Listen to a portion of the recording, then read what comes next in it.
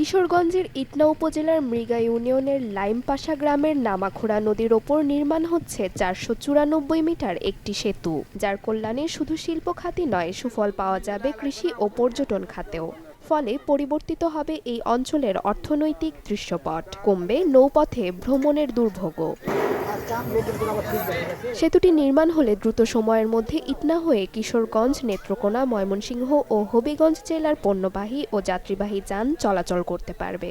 বদলে যাবে শিক্ষা, স্বাস্থ্য, পর্যটন, কৃষি পণ্যের বিপণন ব্যবস্থাও। যদি আমাদের এই ব্রিজটা হয়, আমাদের ময়মনসিংহ বিভাগ থেকে সিলেট বিভাগের যোগাযোগটা অনেক সুবিধা হবে এবং আমাদের এলাকাটা হলো কৃষি প্রধান এলাকা এবং মৎস্য এবং ধান।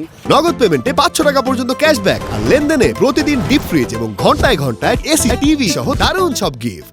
এবং এই পরিবহনের জন্য সুবিধা হবে। এখানকে নিয়ে যেতে পারতেছি না, আমাদের সমস্যা ওই পরে ধান রাখতে হয়। বৃষ্টিটা যদি চালু হয় তাহলে আমরা ডাইরেক্ট আমাদের বাড়ির পাশে ধানগুলো নিয়ে যেতে পারি।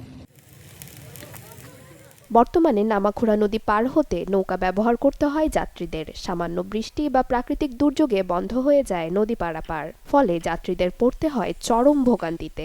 এই ব্রিজ হইলে আমরা চলাচল শান্তি হইব, সিলেট যেতারমু, হবিগঞ্জ যেতারমু।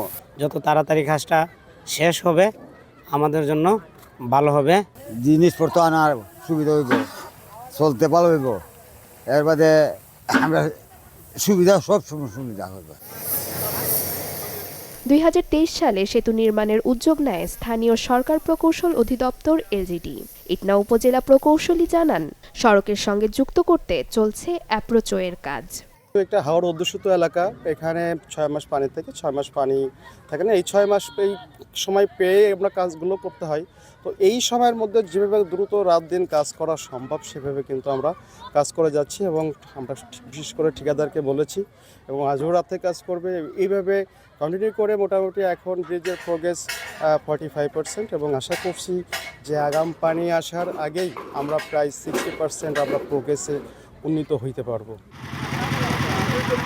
নির্ধারিত সময়ের মধ্যে নির্মাণ কাজ শেষ করে সেতুটি উন্মুক্ত করা হবে জনসাধারণের জন্য, এমনটাই প্রত্যাশা স্থানীয়দের। Desk report, channel 24।